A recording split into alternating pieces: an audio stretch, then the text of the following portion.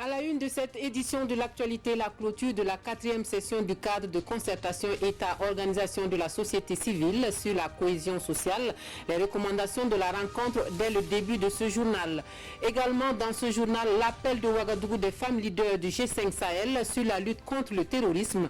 Plus qu'une interpellation, c'est un cri de cœur aux décideurs politiques pour le respect de leurs engagements dans la prévention et la résolution des conflits dans la sous-région. Les conclusions du colloque international dans quelques instants. Un tabou vient d'être brisé par le président béninois Patrice Talon qui annonce le retrait de France des réserves de change. C'est la première fois qu'un président des pays membres de la zone franc évoque ouvertement le sujet. D'où cette question, se dirige-t-on vers la fin du franc CFA? La réponse à suivre en fin d'édition. Et puis un invité dans ce journal, nous recevons le ministre de la Communication, porte-parole du gouvernement, Rémi Fulgence Danginou, est sur notre plateau pour nous parler de certains messages inquiétants qui circulent sur les réseaux sociaux. Bonsoir, monsieur le ministre. Bonsoir à toi et bonsoir à vos téléspectateurs. Bonsoir à tous, donc merci de nous rejoindre pour le 20h de la télévision du Burkina. Pour ouvrir ce journal, le président de la République du Sénégal, Macky Sall, à Ouagadougou. Le Burkina Faso est en deuil et le Sénégal se tient à ses côtés. De retour de Niamey où il a participé à un sommet extraordinaire de la CEDEAO, le président sénégalais a fait donc escale à Ouagadougou pour présenter ses condoléances au président du Faso et au peuple burkinabé. Nous écoutons Macky Sall à l'issue de l'audience. Je voudrais, profitant d'un arrêt à Ouagadougou, pour exprimer à mon frère et ami le président Roch, Marc-Christian Kaboré, lui exprimer la solidarité du peuple sénégalais suite à l'attaque de Bongo dans l'est du pays, une attaque barbare, insensé qui a coûté la vie à plus de 38 personnes, lui dire toute notre solidarité à lui, à son gouvernement et au peuple burkinabé. Et aussi dire au peuple burkinabé que nous sommes dans un monde où aucun pays aujourd'hui n'est épargné par les violences terroristes. Quand vous prenez les pays les plus développés, quotidiennement, on enregistre des attaques. Puisqu'il s'agit d'attaques asymétriques où l'ennemi choisit son terrain, choisit le lieu, choisit le moment de frapper. Et cela est d'autant plus regrettable que ce sont des victimes civiles qui vaquaient à leurs besoins, qui allaient à leur travail, qui ont été assassinés. Nous nous sommes inclinés tout à l'heure à Niamey à l'occasion du sommet des chefs d'État et de gouvernement de la CEDEAO. Et nous avons prier pour les morts, mais également souhaiter prompt rétablissement pour les blessés. Et au nom d'ailleurs de tous ces chefs d'État, quand ils ont compris que je m'arrêtais à Ouagadougou, ils ont demandé de transmettre leur message de condoléances au président et au peuple burkinabé.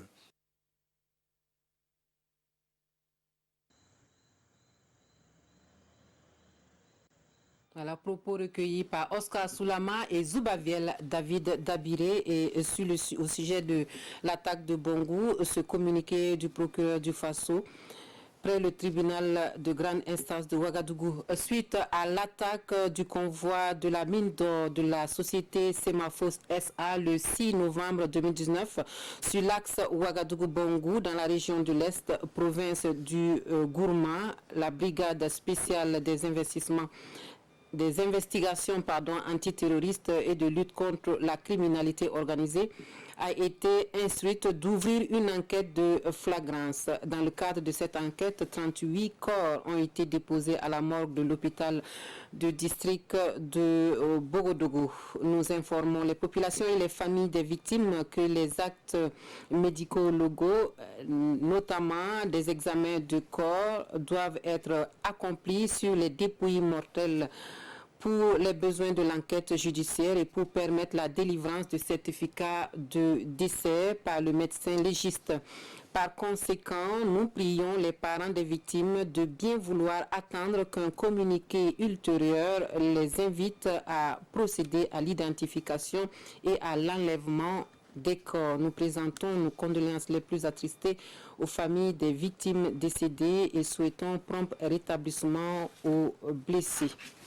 C'est donc un contexte sécuritaire difficile et qui fragilise la cohésion sociale au Burkina Faso. La 4e session du cadre de concertation État-organisation de la société civile en a fait son propos principal.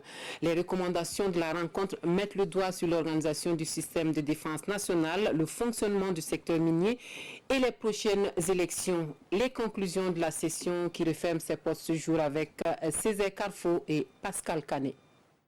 Il faut réinstaurer les services militaires obligatoires pour les Burkinabés de moins de 18 ans et mettre en place un comité de défense du Faso dans chaque village. Ce sont là, entre autres, les recommandations faites à cette 4e session du cadre de concertation entre organisations de la société civile et l'État. Les 200 participants à cette rencontre de concertation proposent également que tous les citoyens burkinabés participent à l'effort de guerre par une contribution financière. Ça a été donc des échanges fructueux.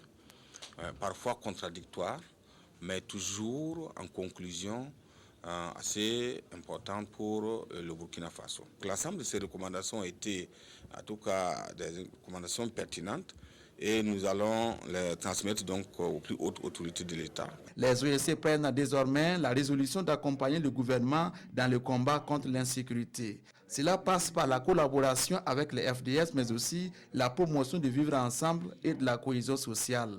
Nous nous sommes engagés effectivement à jouer notre part de rôle au regard des questions précises que nous connaissons dans notre pays.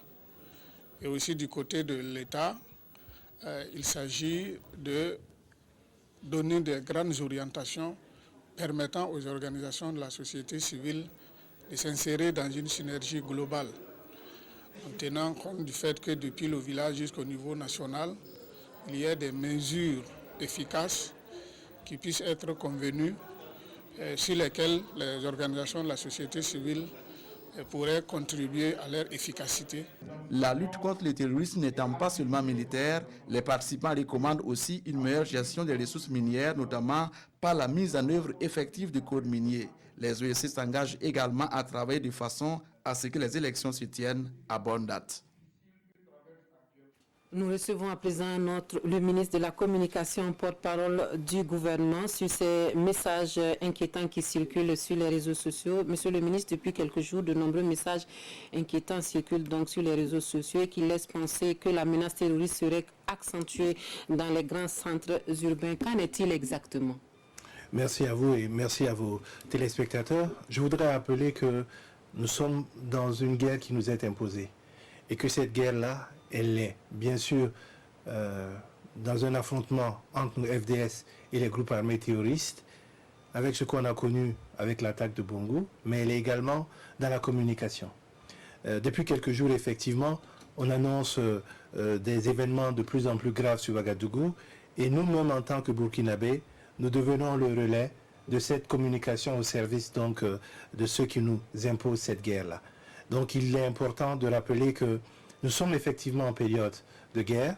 Nous avons des attaques dans certaines parties de nos territoires. Nous avons malheureusement, le 6 novembre dernier, perdu 38 de nos concitoyens dans l'une de ces attaques-là. Mais pour autant, nous devons garder la mesure des choses et ne pas céder à la panique et devenir nous-mêmes les relais de cette désinformation. D'où viennent ces messages finalement, monsieur le ministre? Alors, vous imaginez qu'il y a certainement des cellules bien fondées qui sont faites pour ça. L'organisation des messages, la façon dont ils sont diffusés, les objectifs visés montrent bien qu'il y a une stratégie mûrie, montée, affinée derrière, afin justement de nous fragiliser et de nous mettre un peu dans une situation de crainte et d'émoi. Et avoir cette situation de crainte et d'émoi-là, c'est déjà donner une partie de la victoire à ceux qui nous imposent cette guerre. Vous savez, il y a quelques instants de cela, durant cette journée, on a dit, je ne vais pas citer le nom de l'établissement, qu'un établissement avait arrêté 2 terroristes. L'établissement a démenti. La police nationale a démenti. Mais les Burkinabés continuent de relayer le message et de se faire nous-mêmes peur. Je pense qu'il faut que nous regardions les choses avec beaucoup de sérénité. Il est clair que dans une période comme celle-là, la prudence s'impose, les bons réflexes s'imposent. Mais il est clair aussi que nous devons éviter de nous laisser embarquer dans une psychose qui est relayée par tout le monde, de la personne la plus censée ne pas le faire à la personne qui est totalement ignorante de ces enjeux-là.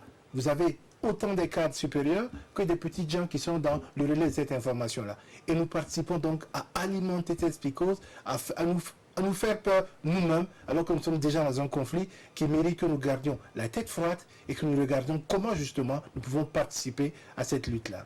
Et quel est le message du gouvernement aux citoyens et à ceux qui lancent ces messages? Ceux qui lancent ces messages, la seule chose que nous devons leur dire, c'est que nous espérons que la justice mettra la main sur eux très tôt pour qu'ils répondent de leurs actes. Aux concitoyens, au Burkinabé, je dis, nous sommes dans une période difficile, c'est vrai, mais nous devons garder la mesure des choses. Il y a des sources d'information. Vous pouvez dire, nous n'avons pas foi à la parole gouvernementale. C'est votre droit le plus absolu. Regardez la presse privée publique, la presse privée, qu'elle soit écrite publique ou audiovisuelle, qu'elle soit audiovisuelle ou écrite privée, ils sont autant que les autres sur les réseaux sociaux. Ils vous apportent une information, ils essaient de vérifier avant de la lancer. J'ai été vraiment content de voir que l'Observateur Palga, sur sa page et Facebook, a dit aux gens, attention, ce qu'on vous dit de telle ou telle attaque, ce n'est pas vrai. Et je pense que nous devons avoir la mesure de la chose. C'est une guerre. Et cette guerre-là, elle est également médiatique. Elle est également communicationnelle. Nous devons arrêter d'être nous-mêmes les porteurs de l'effroi. Certaines personnes, par exemple, hier, ont continué à partager des photos qui auraient été prises dans l'attaque de Bongo, alors que la loi l'interdit.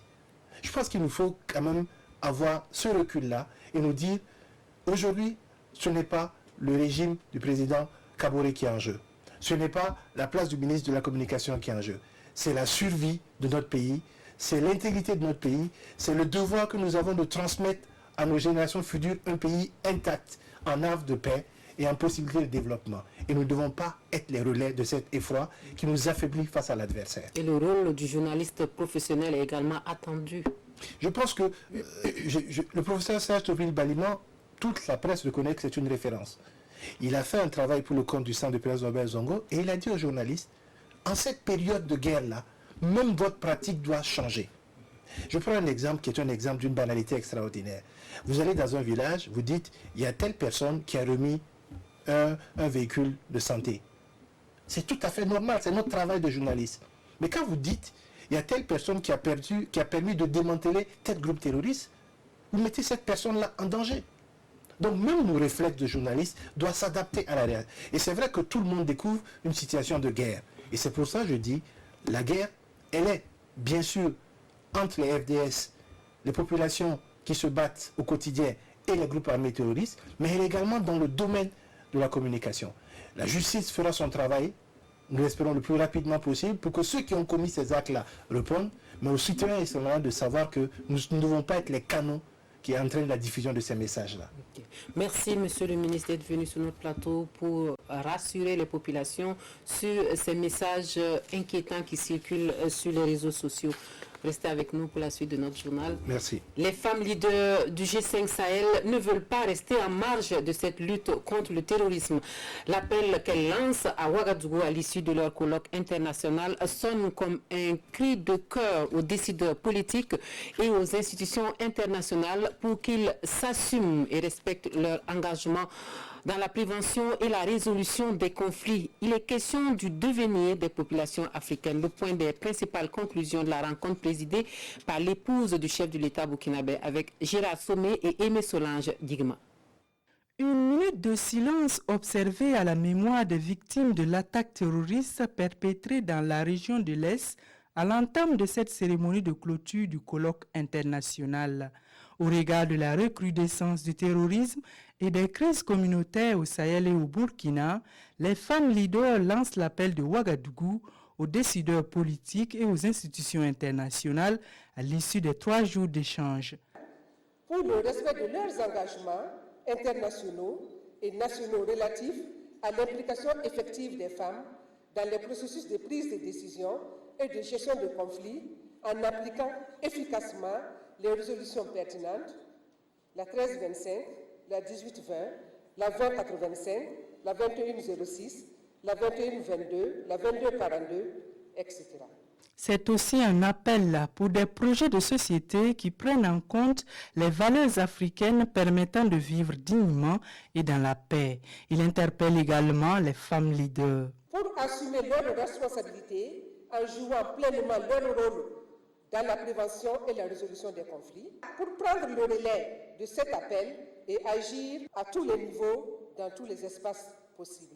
Pour le président du Faso, Roch-Marc Christian Kaboré, représenté par le ministre en charge de la décentralisation, il n'est pas question de céder à l'épuisement et au désespoir. Nous devons plutôt nous armer de courage et de détermination en étant vigilants les uns sur les autres pour sauver la patrie en danger. Plus que jamais, nous devons nous unir malgré nos différences et nous focaliser sur ce qui menace aujourd'hui notre survie commune. C'est pourquoi je sollicite des partenaires techniques et financiers intervenant sur ces questions de s'approprier vos recommandations en vue de leur mise en œuvre à travers une feuille de route. Les objectifs non seulement ont été atteints, mais au regard de l'intensité des échanges et vraiment de l'ouverture des participants à se confier, à parler de leur propre vécu, de leur expérience, je crois pouvoir dire sans risque de me tromper que nous avons même été surpris par le niveau d'atteinte de ces objectifs. Il est très élevé et nous ne pouvons que nous en féliciter. Les participants recommandent également le renforcement de l'identité nationale et du leadership féminin dans tous les pays membres du G5 Sahel et le renforcement des capacités institutionnelles du Haut Conseil pour la réconciliation et l'unité nationale. La jeunesse du G5 Sahel, à qui l'on attribue également un rôle important dans la lutte contre le terrorisme et l'extrémisme violent. La rencontre des chefs d'État des pays membres de l'organisation en avril dernier a validé une stratégie intégrée jeunesse du G5 Sahel. Les organisations des jeunes du Nord sont réunies autour de cette stratégie dans le but de dégager un référentiel commun qui puisse servir de guide dans le traitement des préoccupations de cette couche sociale. Irénée Kaboré, Abdul Rasmane Zongo. Ils appartiennent à des organisations de jeunes issus de toute la région du Nord et sont ici à Ouayouguia en formation de 3 jours sur la stratégie intégrée jeunesse du G5 Sahel. La stratégie, c'est que dans le cadre du G5 Sahel, les chefs d'État ont instruit les ministres en charge de la jeunesse de voir dans quelle mesure on peut avoir un référentiel qui va permettre la promotion de la jeunesse. Pour voir quelles sont les préoccupations auxquelles ces jeunes et ces femmes sont confrontés et dégager également les actions ou des activités à mettre en œuvre pour répondre à ces préoccupations. Il y a la question de l'extrémisme violent, il y a la question de l'employabilité, il y a la question de la protection des jeunes même contre donc la consommation de stupéfiants. Cette formation est la bienvenue. La stratégie est en train de chercher des voies et des moyens pour trouver des solutions adéquates pour cette jeunesse qui est vraiment en difficulté, problème d'employabilité, tout ça. Cette rencontre de 72 heures est initiée par le ministère de la Jeunesse en partenariat avec le système des Nations Unies afin de contribuer davantage à la sensibilisation, à la formation, mais également à la responsabilisation des jeunes.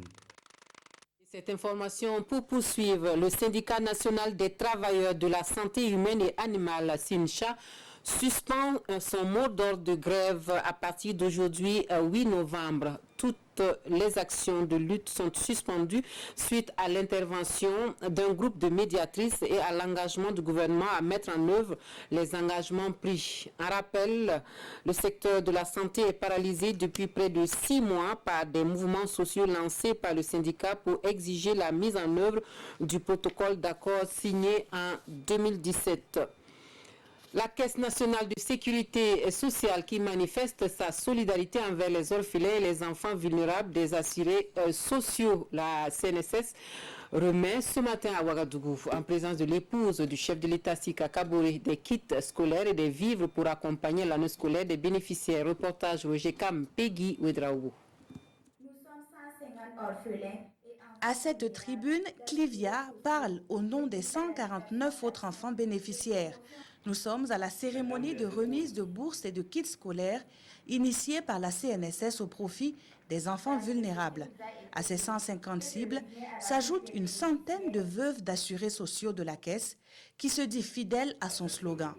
Les vertus de la solidarité qui s'imposent au regard de la situation sécuritaire. Les conséquences de ces attaques terroristes pèsent sur la nation entière, car elles arrachent à la vie des hommes et des femmes qui ne demandent qu'à vivre en paix et à contribuer au développement de notre pays. Ces conséquences pèsent également sur la Caisse nationale de sécurité sociale. En effet, nombre des victimes de ces attaques sont des assurés sociaux et qui sont pris en charge à travers les différentes branches couvertes par la Caisse nationale de sécurité sociale. Initialement prévue pour 100 enfants vulnérables, cette tradition de la CNSS a pu s'étendre à 50 de plus grâce à un consortium d'établissements financiers et bancaires qui ont gracieusement contribué à hauteur de 11 millions de francs CFA. Aux jeunes qui viennent de recevoir des bourses, je voudrais dire que nous attendons beaucoup d'eux. Ce n'est pas parce qu'ils sont orphelins qu'ils ne sont pas burkinabés et qui ne méritent pas cet accompagnement de la société. Surtout que nous connaissons pour beaucoup d'entre eux les circonstances tragiques dans lesquelles ils sont devenus orphelins. Nous souhaitons qu'ils puissent poursuivre leurs études, que la Caisse puisse continuer à nous soutenir de la même façon, qu'ils puissent continuer leurs études et que parmi eux sortent des médecins, des infirmiers, etc., des personnes, des acteurs de développement de demain. Clivia et ses camarades repartent chacun avec une bourse d'études, un vélo et un kit scolaire, le tout d'une valeur de 100 000 francs CFA. Quant aux veuves d'assurés sociaux de la CNSS, chacune d'elles reçoit un sac de riz de 50 kg. Et comme nous l'avons compris, c'est l'éducation qui paye le plus lourd tribut de la crise sécuritaire au Burkina Faso. Une réflexion se mène à Ouagadougou sur la problématique du développement de l'éducation non formelle dans les zones à fort défi sécuritaire. C'est le fond de l'alphabétisation et de l'éducation non formelle qui met la question au centre de son assemblée générale, la 9e d'Ijan. Précision Issaka Ouedraogo, Olopoda. Plus de 147 000 apprenants, dont 69% de femmes, ont été formés dans environ 5 000 centres d'alphabétisation ces 2 dernières années.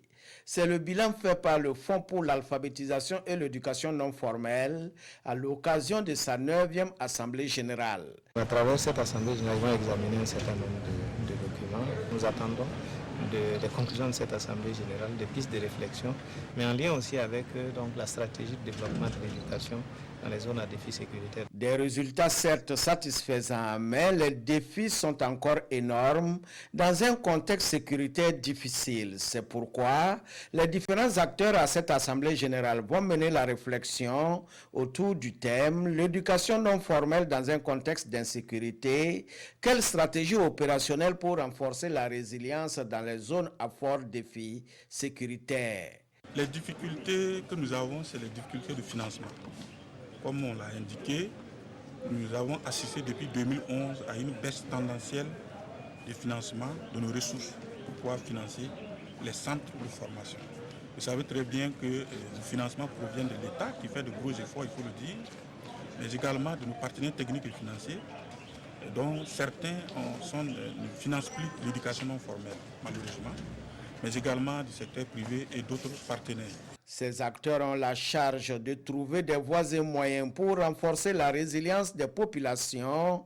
Question de promouvoir l'éducation non formelle sur toute l'étendue du territoire.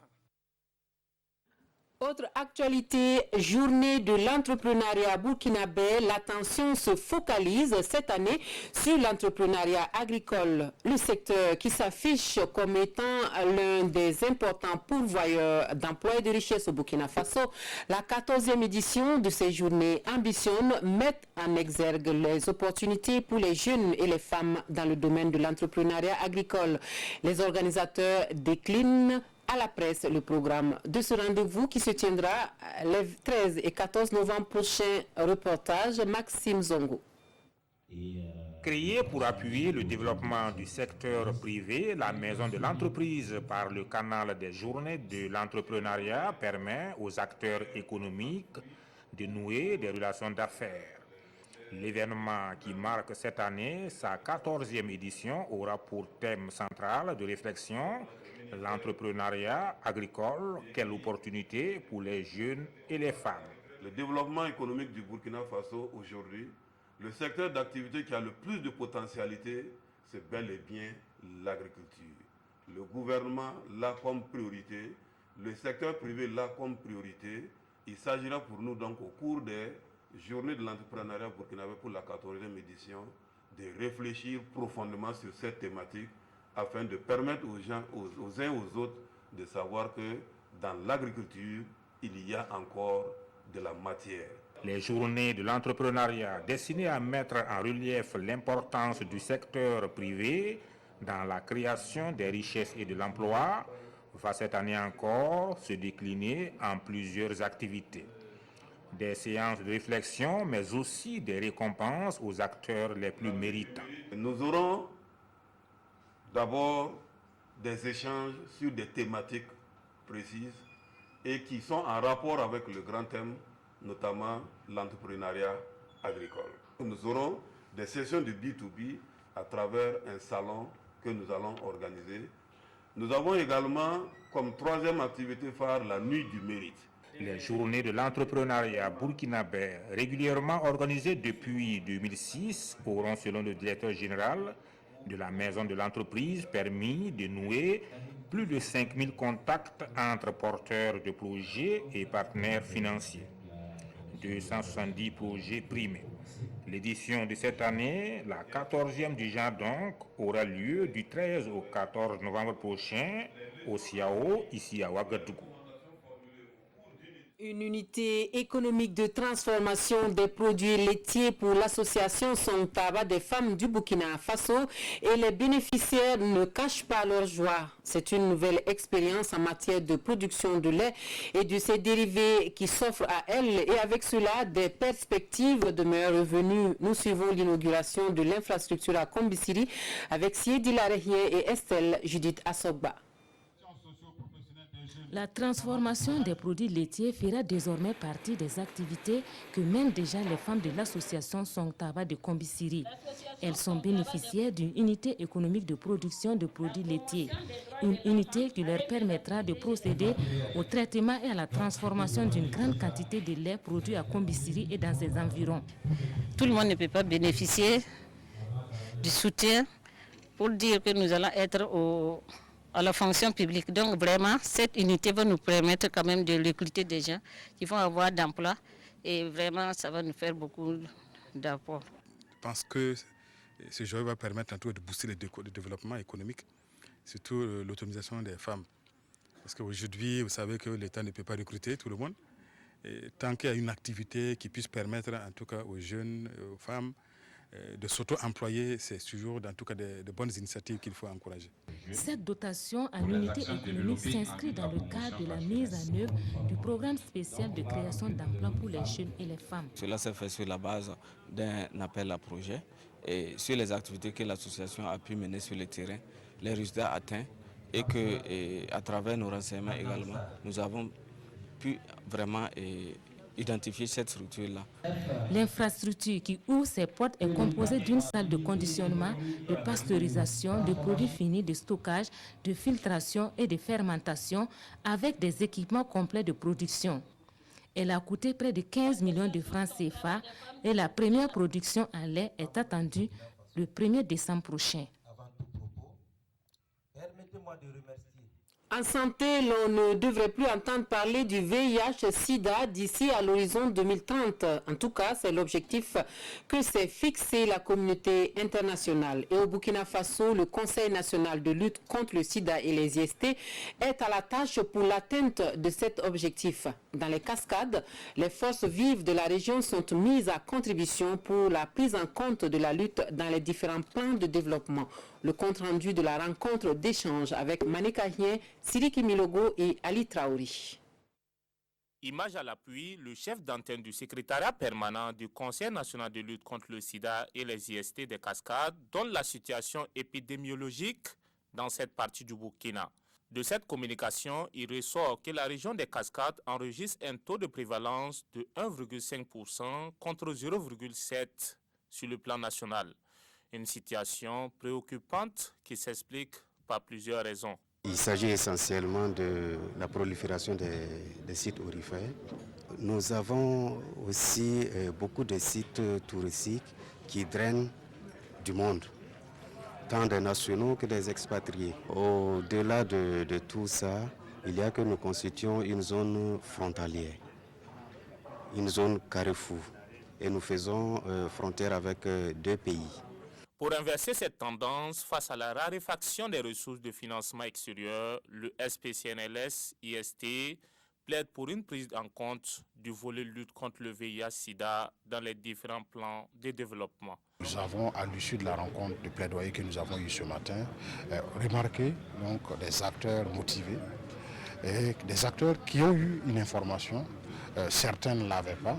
Ceux qui l'ont eu à l'unanimité disent avec nous qu'effectivement il y a quelque chose à faire au niveau de la région pour que les choses aillent de l'avant. En rappel, 2030 est l'horizon fixé par la communauté internationale pour l'élimination du VIH-Sida. Et pour atteindre cet objectif, le Burkina s'est doté d'un cadre stratégique national Sida 2016-2020. Un plan chiffré à plus de 119 milliards de francs CFA. Culture avec le Fonds de développement culturel et touristique qui veut aller plus loin que le financement des projets des entrepreneurs culturels. Les responsables du fonds se préoccupent aussi de la gestion des projets pour une plus grande efficacité des ressources financières mises à la disposition des bénéficiaires. C'est tout le sens de la formation organisée au profit des acteurs du 3e appel à projet Adamagiti Amadou Marcelto. Le Fonds de développement culturel et touristique face aux bénéficiaires de son 3e appel à projet.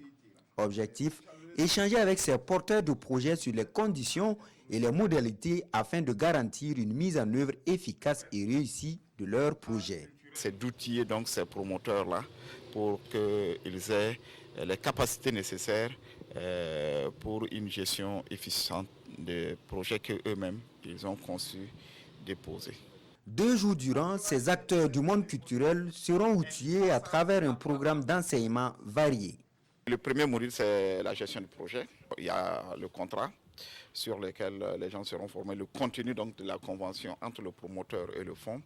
Il y a la gestion financière et comptable et il y a le système global d'administration des projets. 18 mois sont accordés aux bénéficiaires pour mettre à exécution leur projet. Le 4e appel à projet est prévu pour le 15 novembre prochain. Et puis, grâce au soutien financier du programme commun d'appui à l'Assemblée nationale du Burkina Faso, les téléspectateurs pourront savourer dans quelques mois la série en tournage du scénariste et réalisateur Noraogo Sawadogo, l'un des auteurs des séries à succès, Commissariat de Tampi, Affaires publiques et bien d'autres. Le député, c'est le titre provisoire de la nouvelle série, est une histoire créée autour de l'Assemblée nationale et qui devrait permettre aux populations de mieux connaître l'hémicycle. Le clap de tournage est donné vendredi dernier. On voit cela avec Oscar Soulama et Pascal Canet. Antoine, s'il vous plaît. Action. Alors, SG. C'est parti pour le tournage de la série Les députés de la cité, une série télévisuelle qui veut sensibiliser sur le rôle et le travail du député. Une idée originale de Noraogo Sawadogo. Cette série est née de l'idée que aujourd'hui nous élisons de façon régulière des députés à l'Assemblée nationale, mais nous ne sommes pas très sûrs de savoir en réalité qu'est-ce qu'ils font comme travail. Le tournage se fait ici à l'annexe de l'ancienne Assemblée nationale. Acteurs et techniciens sont à la tâche pour produire la série. Quand tu prends le texte, il faut que tu arrives à rentrer dans le texte, tu arrives à comprendre le texte et à rentrer dans l'univers du texte et maintenant l'adapter et arriver à utiliser tout le langage cinématographique, entre guillemets, pour produire ce que le texte veut. Donc en gros, c'est ce que je fais. Dans les députés de la cité, Monique Zongo et Mindiga jouent le rôle de député. J'ai remplacé un député qui est parti. Il trouve qu'il n'y a pas d'argent, il est commerçant. Et donc lui, il gagne mieux. Ce qu'il gagne par jour, là, ça vaut son salaire de député, donc il n'a rien à foutre. Et il est parti. Le rôle que je joue dans la série Député dans la cité, c'est le rôle d'un député opposant, de l'opposition modérée et conservateur. On découvre aussi des lois, comment ça fonctionne à l'hémicycle. Et maintenant, pour la restitution, nous ajoutons un peu de l'humour, un peu d'artistique, pour que ce ne soit pas du copier-coller pour la population. Alassane Dakisaga, lui, incarne le rôle du président de l'Assemblée nationale, un défi que l'acteur compte relever avec brio. Nous faisons aussi notre part de sensibilisation pour que l'on puisse savoir que les députés, quand même, ce n'est pas comme on a l'habitude d'entendre, c'est votez-moi, on va faire ceci, on va faire cela. Bon, c'est pour dire quand même que les députés ne doivent pas être démagogues. La série Les députés de la cité est financée par le programme commun d'appui à l'Assemblée nationale du Burkina, PROCAB. Et pour finir, c'est la première fois qu'un chef d'État de la zone concernée par le franc CFA parle ouvertement du sujet tabou de la fin du CFA. Le président béninois Patrice Talon vient d'annoncer le retrait de change qui se trouve en France. Par contre, il n'a pas annoncé le calendrier, mais quel que soit le délai, l'enjeu principal sera de se débarrasser de la faiblesse du CFA en gardant sa force initiale qui a permis de garder la stabilité de la zone CFA. Le franc CFA fait couler beaucoup d'encre, encore plus ces dernières années. Une partie du voile sur l'avenir de cette monnaie vient d'être levée par le président du Bénin. Il annonce une réforme souhaitée de tous, y compris du président français. Tous d'accord là-dessus, à l'unanimité, pour mettre fin à ce modèle qui est devenu un problème pour le CFA, mais un problème psychologique, pas un problème technique. Si demain, nous mettons en œuvre, et ça va se faire très, très rapidement, nous mettons en œuvre cette mesure, la Banque centrale des pays d'Afrique de l'UMOA va gérer la totalité de ses réserves de devises, va les répartir auprès de des diverses banques centrales partenaires dans le monde. Un premier pas symbolique pour tenter de régler l'épineuse question de la souveraineté monétaire des pays de la zone franc. Depuis sa création en 1945, le franc CFA a contrôlé l'inflation dans les 15 pays qui l'ont adopté et 155 millions de personnes l'utilisent. Mais pour beaucoup, le franc CFA reste un outil de domination, d'autant qu'autrefois, CFA signifiait franc des colonies françaises d'Afrique. Les réserves de change sont basées au trésor français et les billets CFA sont imprimés en France. La réforme du franc CFA donnerait naissance à une nouvelle monnaie, l'éco. Pour Maïs Moussi, économiste gabonais, elle paraît difficile à mettre en place. Beaucoup d'économistes doutent d'ailleurs de la possibilité de mettre en place l'éco en 2020, tel qu'annoncé par les chefs d'État. Aujourd'hui, par exemple, en ce qui concerne l'inflation, dans la zone franc, en Afrique de l'Ouest comme en Afrique centrale, l'inflation est plutôt contenue quelque part autour de 3%. Et dans les pays hors zone franc, on a parfois des inflations de l'ordre de 5-10%. Donc, ce sont des critères importants. Et c'est pour ça qu'il y a un certain nombre de personnes qui pensent que les délais pour mettre en place l'éco tels qu'ils ont été annoncés sont quand même réduits. Quels que soient les délais, l'enjeu reste en tout cas de se débarrasser des faiblesses du franc CFA en gardant sa force initiale qui a permis la stabilité de la région. Fin des actualités dans cette édition. Merci de nous avoir suivis. Très bonne suite de programmes sur la télévision du Burkina.